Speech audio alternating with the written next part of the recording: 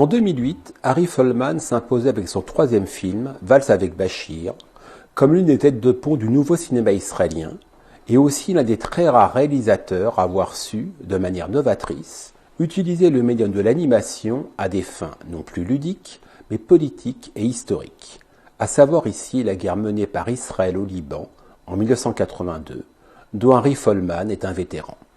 On suivit, après Valse avec Bachir, le Congrès en 2013, et aujourd'hui, son nouveau film, Où est Anne Frank, qui utilise une nouvelle fois le médium de l'animation pour revisiter le fameux journal d'Anne Frank et le relier au monde contemporain. Pour parler de ce film, son réalisateur, Ari Folman. Nous partons. Ils ont déclaré que nous étions responsables de tous les maux du monde. À partir de maintenant, cet appartement secret sera notre repère. Chaque fois que nous accueillons quelqu'un dans notre repère, nous sauvons probablement une vie. Tu pourrais faire vivre tous ces beaux personnages dans ta tête. Ari Folman, bonjour. Hello, bonjour. What's very interesting is when you shot Worth with Bashir, you shot it as a documentary. Yeah. Because you interviewed, Yeah. many Israeli veterans, and the animation part came after. Yes, but it was always meant to be animated. And the only one thing I knew when I went out to do the movie was that it's going to be animated. And I didn't know anything else. I even didn't know it's going to be about myself. Because I knew, but I didn't know how. With Bashir, we just published in the internet that I'm looking for stories about the first part of the Lebanon War. And I got response from 400 ex-soldiers, something like that. Took a year to interview them. You were not expected to have so many responses. No, I didn't expect anything. I was shocked. I now understand everything that happened psychologically, but not when it happened. Because it was like 2004 or 5 when it was published, so it was 22 years after the war began. It was a war that people do not talk about at all, the non-existing war because of shame, or as you say here, culpabilité. And it's a war with no heroism because of the interaction with civilians, which was new in Israeli history. And when you have interaction with civilians, with children, with old people, it's different than combat fighting that I grew up on the myths of the great legendary soldiers. And then when you come in and there are little children waiting for you in a village, it's a different world. So it was a war of shame. And I think that when I published it, so many people had so much urge to talk that it was surprising. On that sense, super surprising. I didn't expect that. So it was a documentary idea, but I always knew that it's going to be animated for all the reasons we have discussed in the past. What do you think the animation was bringing to this story? For Bashir, today we know it was, look, we're all clever in the afterwards, but in general, when I did it, it was an art form idea. I didn't know because I had no clue how far the film was going to go. And today, when they use the film as therapy for PTSD soldiers, as a method that is deeply rooted now with this movie, I understand that also for me as a filmmaker, but definitely for all the people who saw it, the filterization of animation and colors and paintings made people who went through war the emotional option to relate to what they see, because they don't see an Oliver Stone movie. People are, splitting blood in the jungle, but it's painted, so maybe I can relate to it. On one hand, it's easier. And on the other hand, maybe because it's animated and it's painted, Also, people who did not participate, this is the response I got, could have feel attached to the story better than it was a masculine soldier combat film that we see all the time. Less in recent years, but in general. Also, did you want, after Bashir, did you also want to stay in animation, or you said, okay, I'm done with that and I want to go on to something else? With Bashir, after Bashir, I did the hybrid check with the Congress. With the Congress? Yeah, checking the combination between live action and sci-fi, and mainly it was, to be frank, now I can say after Bashir, I saw all doors open for me, and I said, okay, it's the time to fulfill your dream, because it will never happen again, probably. Obviously, I got tons of offers to make war movies in animation and stuff like that, because this is what I did. And I wanted to do this specific sci-fi book by Stanislav Lem. And today I know I would have never raised 10 million euros to make the Congress again. You make a picture, let's say, every 7-8 years. It took you made the Congress in 2013, and now you're back with Anne Frank in 2021. Yeah, but Anne Frank is an anomaly. Anne Frank was a super tough production, nearly impossible to do.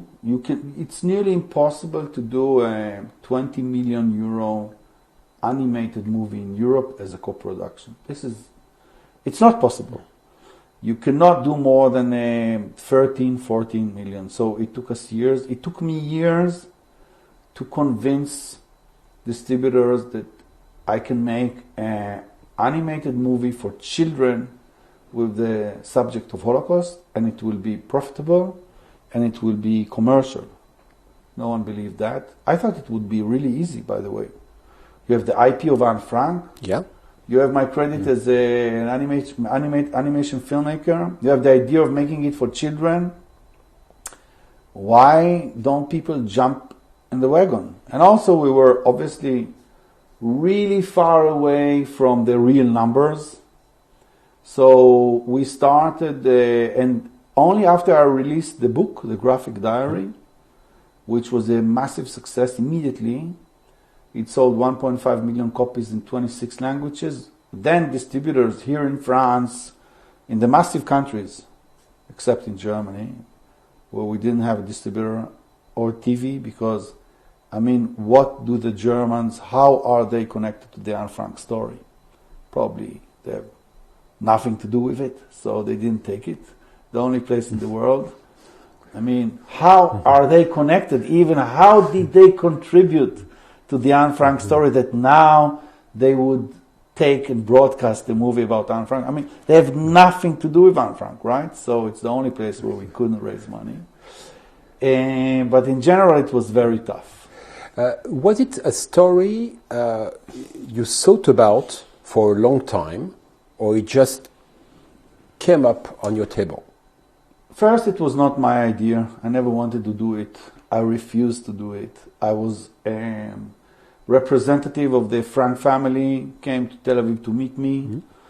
They told me the chain of title has been going on from one holder to another. The last were Disney. They were holding it for years, and David Mamet wrote a script, and the family bought them out with the money they paid to Mamet just to not do the movie. And they said, we tracked you afterwards with Bashir, and we know you come from a Holocaust survivor's family, and it's the mission that we are waiting for you to do. And you just need to do an animated film with the diary. This was the proposal. And I said, thanks, no thanks, I don't want to do it. I don't want to do, not with Holocaust, definitely not with an iconic subject as Anne Frank, because I don't think I have anything to add about Anne Frank. and I need a break of animation for at least one movie to do live action, to make a movie in 2 years, for example. And they said, okay, take your time, read the diary. I read the diary again. I found it pretty stunning as a father of teenagers back then. You mean stunning the fact that it was written by a teenager, and there's 12, no way 12, to guess that she's a teenager. If look, you don't, the quality of the literature is insane. For a 13-year-old girl, it's insane. Period. The way she was, not the fiction, but the way she was observing the adult world, the way she was describing it, the weaknesses of each and every character in hiding, and how she used it for her terms, it's incredible. So I read this. Then I went to see my mother, God bless her, still with us, 99 years old. She'll be 100 next year. And, briefly I told her I got this offer, the Anne Frank Foundation, and I'm not going to take it. And she said, she's a Polish Jew, Holocaust survivor. She said, son, we never interfere in your choices, but if you don't take this one, I will die tomorrow morning in my bed. You can bring Chevra Kadisha, they can take me, the body will be clean, ready for you, everything is paid. And if you do take it, I will live till the premiere. So this is why the film took 8 years. We wanted to extend her life, okay? Life expectancy. When you decided to tackle the Anne Frank story, you had to find an angle. Your angle is to tell this story from the point of view of Kitty, her imaginary friend. Did this idea come up immediately? No, definitely not. I treated the diary like I thought I played the game that I'm a Bible researcher and I need to read it again and again to find hints, to find it. And I knew that I usually do it, by the way. I take a lot of research and I have no ideas and I say it's in the text, I'm going to find it, it's in the text. In everything I do. But here it was a real text, an iconic text. So I was just digging in the text. I was just reading it every day. And then I came, I don't know how many times I read this page already, to the description that Anne gives to Kitty, her imaginary friend, who she dedicates the entire diary, which is in the format of letters. And I thought, wow, this description is a manual for an entire studio to create the character.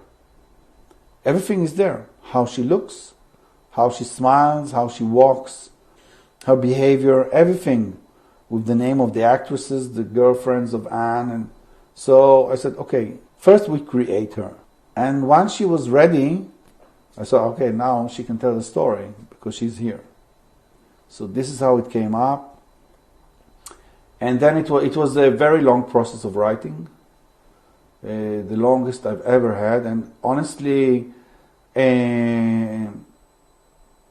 writing the entire last act has changed already after we started deeply with animation because of the refugee crisis in Europe. So it was something completely different.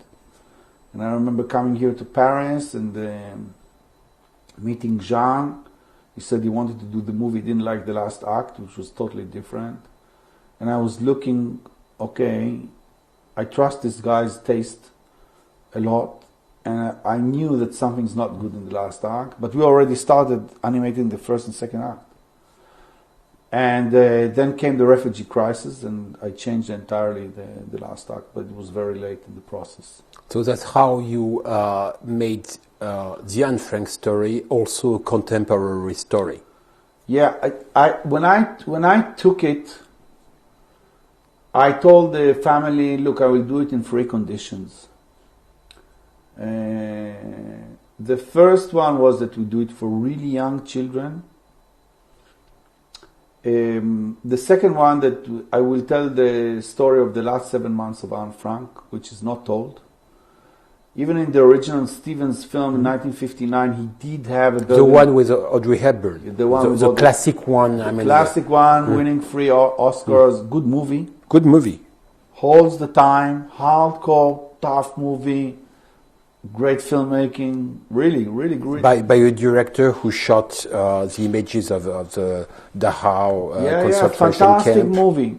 And they had in the original title, they had the Bergen-Belsen part. And when Otto Frank came to test screenings in New York, he saw the reaction of the crowd, of the audience, and he told the producers, "Over my dead body, this is out. No one's going to see this movie with the last act, with what happened to Anne after they were captured," and they cut it out. So, and it was a massive success.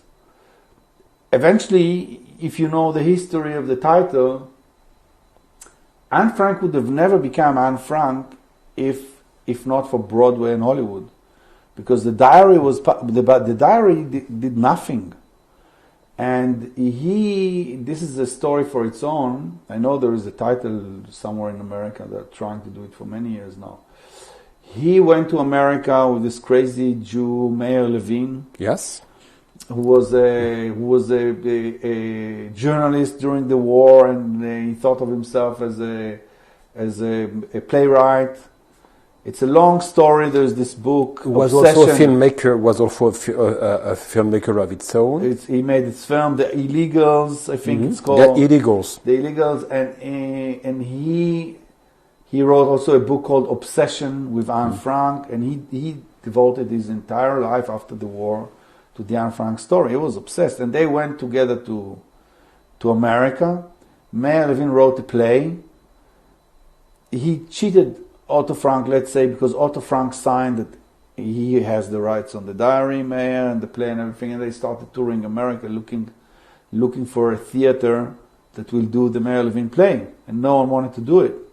And they went 16 different theaters, no one wanted to do it, and Otto Frank took him to court because he wanted back the rights over the diary of his daughter, and he lost in the first one. He lost, and only on the second one he got it. And he went to Broadway to Goodrich and Hackett, and they made the play. And the play became so massive, and it became the film. And only after the play and the film, he came back to Europe, and he sold 70 million diaries. But without it, we probably wouldn't have been sitting here talking about Anne Frank, because there were more than 2,000 diaries in Holland alone written during the war. So yes, it was brilliant, but Etty Hillesum was brilliant as well, and there were many of them. But his persistence over making her such a big icon, and he was a great personality, this guy. Amazing. Even if you read, even in Auschwitz, all his bloc who stayed with him, because he told them that they're not going to the death marches, he advised them, and those who believed about him, they survived. So he was an exceptional human being. I can talk about him a lot. And I think also the film that we did is his heritage, because Otto Frank, he not only did with memorizing the war, but mainly about taking the memory as a tool to teach and to help other children on the planet who are in war zones with, no difference between the religious color of the skin, anything, or what continent they come from. So eventually, this guy sold 70 million copies of the diary. He lived in a one-bedroom apartment in Basel, and everything was invested in non-profit organizations that supported children in war zones everywhere on the planet. So I think when I took it, I told them, we do it for children, we do the last 7 months, I will find a way, I didn't know how. Then came the Greek mythology and everything, took me time. And we connect it to today, because we take the Otto Frank heritage and we put it in the movie. which was not always easy, as you can understand, with Jewish organizations. I lost a lot of financing, but that doesn't really matter. Ari Folman, thank you very much. Thank you.